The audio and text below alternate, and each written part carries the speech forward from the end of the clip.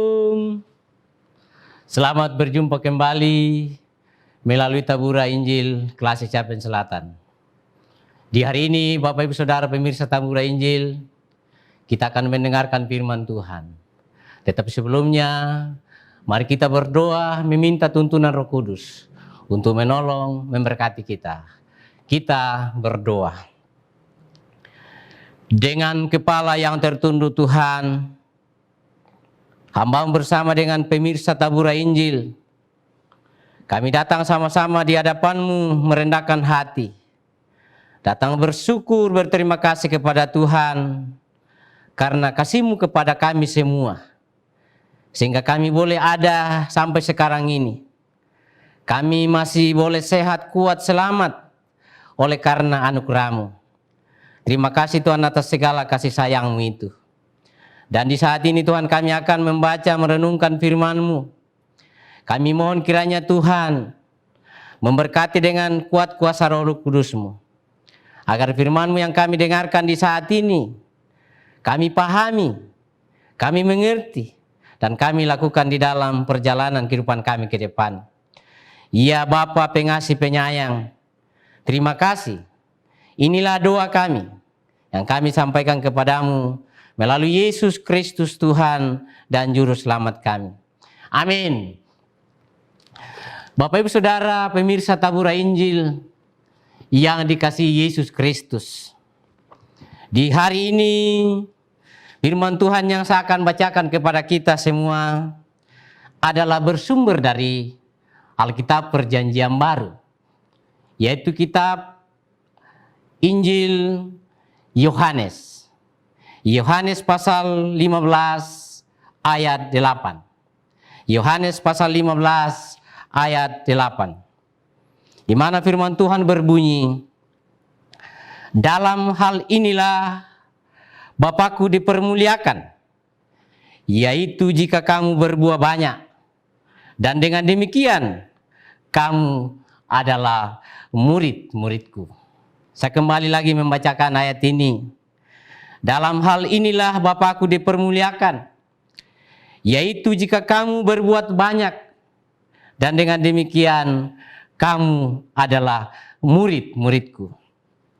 Itulah pembacaan firman Tuhan yang kita sudah dengarkan di saat ini Bapak Ibu Saudara. Dan tema perenungan kita di hari ini adalah hidup adalah memberi teladan. Hidup adalah memberi teladan. Bapak Ibu Saudara pemirsa Tabura Injil yang diberkati oleh Tuhan. Albert Schweitzer dikenal sebagai seorang teolog. Namun yang paling membuatnya dikagumi di seluruh dunia adalah dedikasinya yang luar biasa terhadap para penderita lepra di Afrika Selatan selama lebih dari 50 tahun. Luar biasa. Ia memberikan perhatian kepada orang yang menderita lepra di Afrika Selatan. Bayangkan Bapak Ibu Saudara, selama 50 tahun. Bapak Ibu Saudara, tanpa bantuan dana dari pihak manapun, Albert menghabiskan tabungannya, ia menghabiskan waktunya, ia menghabiskan hidupnya untuk menyembuhkan orang-orang yang lepra dan mengangkat derajat hidup mereka. Ketika kembali ke Eropa, Albert ia diwawancarai sebuah acara TV Kristen. Mereka bertanya kepadanya, bagaimana menjadi seorang Kristen yang baik dan berdampak? Itulah pertanyaan yang disampaikan oleh wartawan dari acara TV Kristen. Pertanyaan yang disampaikan kepada Albert, bagaimana caranya menjadi seorang Kristen yang baik dan berdampak? Bapak Ibu Saudara pemirsa Tabura yang diberkati oleh Tuhan, Albert hanya menjawab dengan singkat tanpa mengutip ayat-ayat firman Tuhan.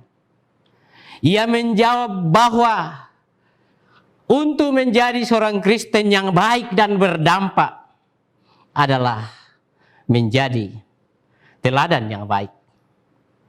Untuk menjadi Kristen yang baik dan berdampak adalah menjadi teladan yang baik. Bapak Ibu Saudara, luar biasa. Bapak Ibu Saudara kekasih Yesus Kristus. Yesus juga tidak pernah memberikan teori yang berbelit-belit untuk membuat hidup kita menjadi berkat. Bapak Ibu Saudara, dalam nats bacaan kita, untuk mempermuliakan Bapa, hidup kita harus menghasilkan buah kehidupan yang banyak. Berbuah banyak, itulah yang ditegaskan dalam pembacaan firman Tuhan tadi. Dalam hal inilah Bapakku dipermuliakan, yaitu jika kamu berbuah banyak, dan dengan demikian kamu adalah murid-muridku. Bapak Ibu Saudara, orang yang berbuah, kehidupannya akan memberi dampak bagi sesama, memberi dampak bagi lingkungan di mana ia berada, sehingga ia mendatangkan sukacita dan damai sejahtera. Bapak Ibu Saudara, Tuhanlah yang memanggil dan menganugerahkan kasih karunia-Nya untuk kita. Karena itu Bapak Ibu Saudara, responilah, jawablah panggilan itu, terimalah anugerah itu, dan hiduplah di dalam pertobatan yang sungguh. Jadilah teladan dan berkat dimanapun kita berada. Jika kita hanya tampak rohani di gereja saja, itu tidak cukup. Jika kita rindu sebagai murid Kristus yang sejati, Bapak Ibu Saudara, tidak ada pilihan lain selain berbuah bagi kerajaan Allah. Nah, untuk berbuah bagi kerajaan Allah, maka harus kita melakukan sesuatu. Harus ada tindakan konkret. Harus ada tindakan nyata. Tidak cukup kita mengatakan simsalabim, maka jadilah. Atau abrakadabra, maka jadilah. Harus ada tindakan konkret. Harus ada tindakan nyata yang harus kita lakukan, baru kita bisa berbuah. Bapak Ibu Saudara kekasih Yesus Kristus, kalau kita membaca Kisah Para Rasul pasal 20 ayat 35c, apa yang dikatakan di situ? Dikatakan di situ adalah lebih berbahagia memberi daripada menerima. Adalah lebih berbahagia memberi daripada menerima. Apa artinya memberi di sini, Bapak Ibu Saudara? Memberi di sini tentu ada dua arah. Memberi secara vertikal dari bawah ke atas atau dari atas ke bawah. Dan memberi diri. Memberi dalam arti hubungan secara horizontal. Memberi hidup kita ini secara vertikal. Artinya memberi hidup kita kepada Tuhan dengan cara. Dengan cara bagaimana? Tentu dengan cara mengasihi Tuhan Allah dengan segenap hati kita. Dan dengan segenap jiwa kita. Dan dengan segenap akal budi kita. Memberi hidup kita kepada Tuhan segenap 100%. Kita mempersembahkan seluruh kehidupan kita kepada Tuhan 100%. Kemudian memberi secara horizontal. Berarti memberi hidup kita kepada sesama manusia. Dengan cara bagaimana? Tentu dengan cara di mana ada kebencian, maka kita harus hadir di situ untuk memaafkan. Di mana ada perpecahan, maka harus kita hadir di situ mempersatukan.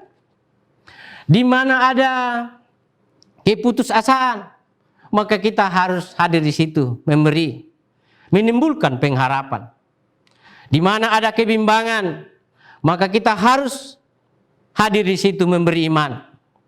Di mana ada kegelapan, maka kita harus hadir di situ memberi terang.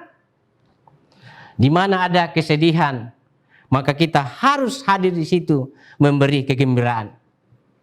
Bapak Ibu Saudara, memberi ini yang paling penting. Memberi bantuan kepada sesama kita yang tidak mampu ekonominya. Dalam gereja kita kenal pada umumnya 3 panggilan gereja. Sambil salah satu, yaitu diakonia. Pelayanan, diakonia.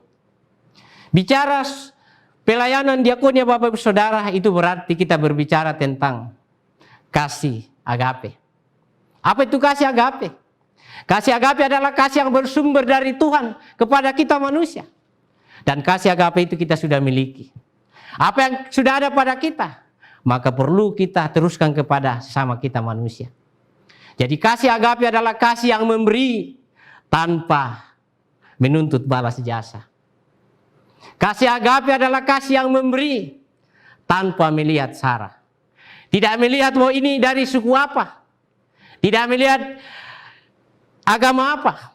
Tidak melihat bahwa ini dari ras apa. Tidak melihat bahwa ini dari golongan apa.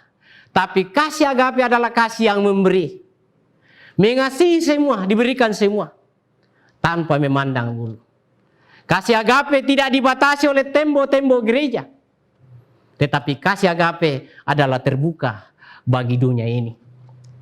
Bapak Ibu Saudara kekasih Yesus Kristus.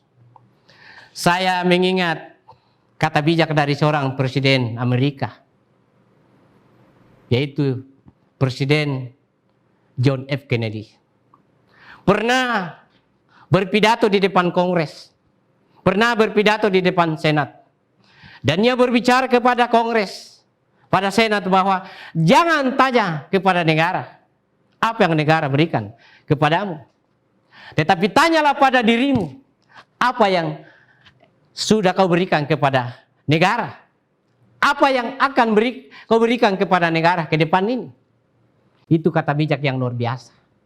Dengan demikian juga Bapak-Ibu Saudara, kita sebagai warga Republik Indonesia, janganlah kita bertanya kepada negara kita. Apa yang negara sudah berikan kepada kita. Tapi tanyalah pada diri kita, kepada keluarga kita. Apa yang saya sudah berikan kepada negara. Apa yang saya sudah lakukan untuk negara. Demikian juga Bapak-Ibu Saudara. Janganlah kita bertanya kepada Tuhan, apa yang Tuhan sudah berikan kepada saya. Tapi tanyalah pada diri kita. Apa yang saya sudah lakukan, apa yang saya sudah berikan, apa yang saya sudah persembahkan kepada Tuhan atas segala berkat-berkat yang saya sudah terima. Juga Bapak-Ibu Saudara, janganlah kita bertanya, apa yang gereja sudah berikan kepada saya. Tapi tanyalah pada diri kita, Bapak-Ibu Saudara, apa yang kita sudah berikan kepada gereja kita.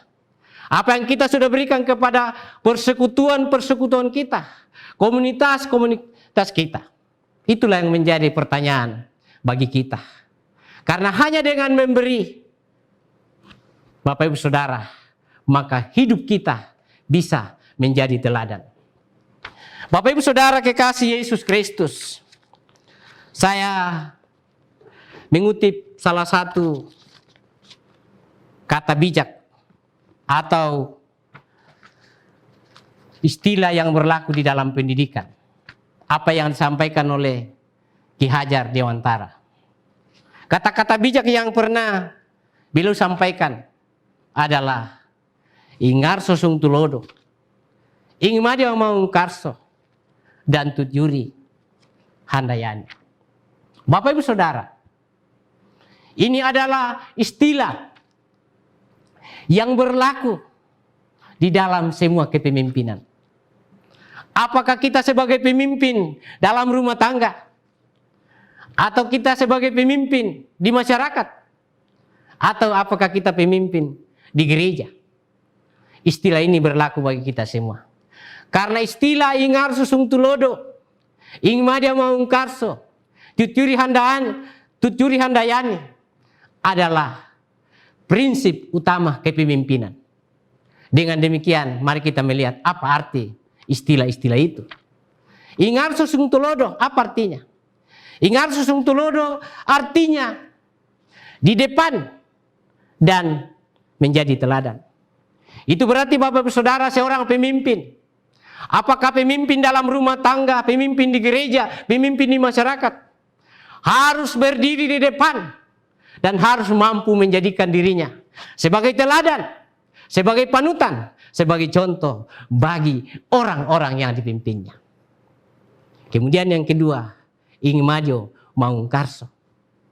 Apa artinya ing majo maungkarso?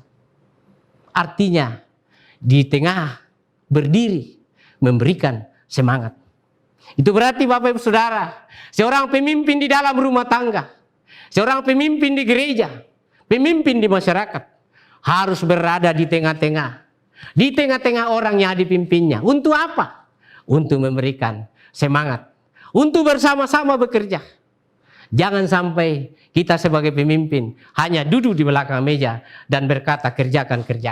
Tapi pemimpin yang dibutuh sekarang adalah pemimpin yang memberikan dirinya ada di tengah. Tadi kita sudah katakan ada di depan dan sekarang ada di tengah.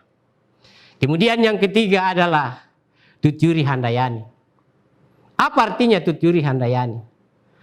Tutyuri Handayani artinya di belakang dan memberikan dorongan.